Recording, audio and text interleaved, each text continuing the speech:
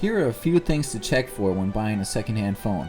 Always want to check the edges of the phone. It's important not to see any gaps in between the screen and the bezel. If there's large gaps in between the screen, that means that the screen has been replaced.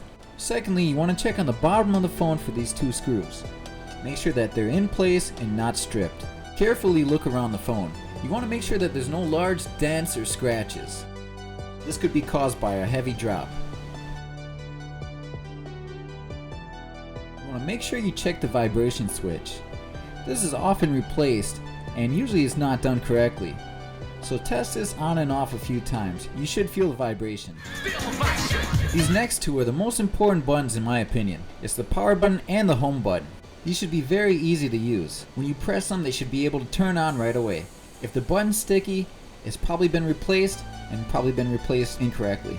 This next part, we want to go to Settings, General, About. This is going to take us to a screen that shows all the information about your phone.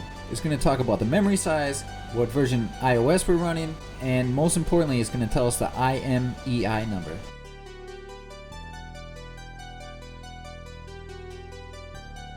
Once you have this IMEI number, go to the website iphoneox.com, put in that number, and it's going to give us general information about the phone. What kind of phone it is, when was it manufactured, the estimated age of the phone. These are all important things to consider. Also when negotiating for price.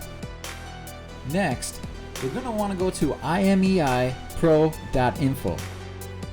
This website is very important when you're buying a secondhand phone because it's going to tell you if the phone's iCloud locked, if it's reported stolen, or if you can even use it. As you can see here, Find My iPhone is off, iCloud status clean, and blacklist status clean. You want to make sure all these are green. Another important part is to make sure nobody's signed into iTunes. This is important for downloading apps, iCloud, anything associated with that. Next, we're going to want to check our fingerprint ID. Make sure that the ID works. Go into the settings and set it up as a new phone. This should give you an idea if previous owner ever replaced the home button or replaced the screen and didn't replace it correctly with the original home button.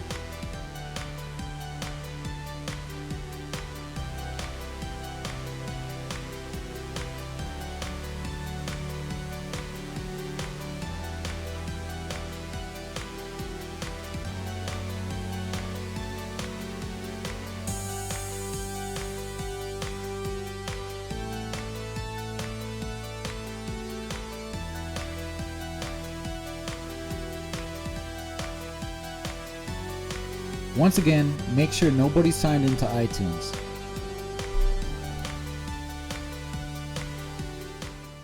The next thing we're going to do is hold down any one of the icons.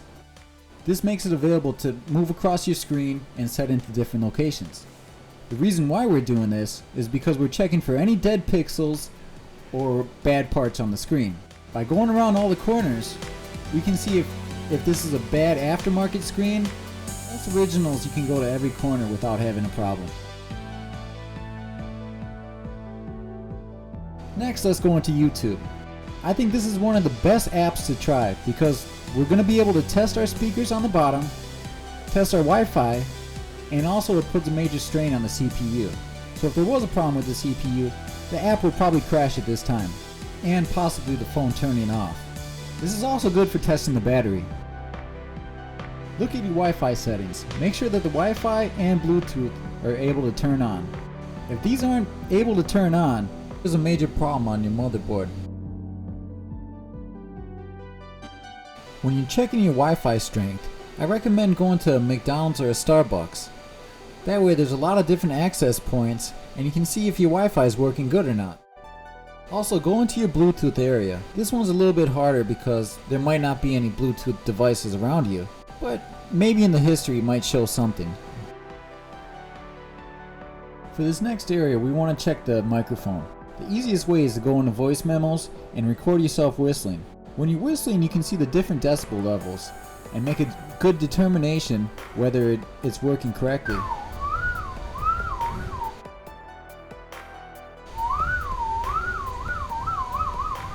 After After hearing it from the bottom speakers, you want to go up and press that little speaker in the top right hand corner. When you press that button, the sound is going to come out of the earphone. If you can see my finger going over the top, that's checking the proximity sensor. A lot of times when you replace the screen, that sensor will be broken. So it's really important to check that, or else your phone's never going to be able to dim when you're talking. Next, you're going to want to check the front and rear facing cameras. It's really important to check these, since they can get damaged very easily when dropped. If the seller replaced it with the aftermarket camera, the pixels aren't going to show up as clearly when you zoom in. Most of the aftermarket cameras that the repair shops replace these with are usually poor quality cameras. So you'll be able to see right away when you're checking your camera settings whether it's been replaced or not. Original Apple ones are usually pretty good quality. When you have the camera open, switch over to video mode.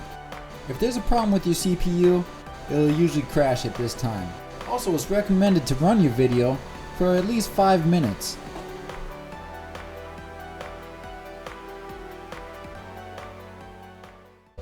Hopefully this video has helped some people out. If there's something that I missed, just write it in the comment section. Don't forget to like and subscribe.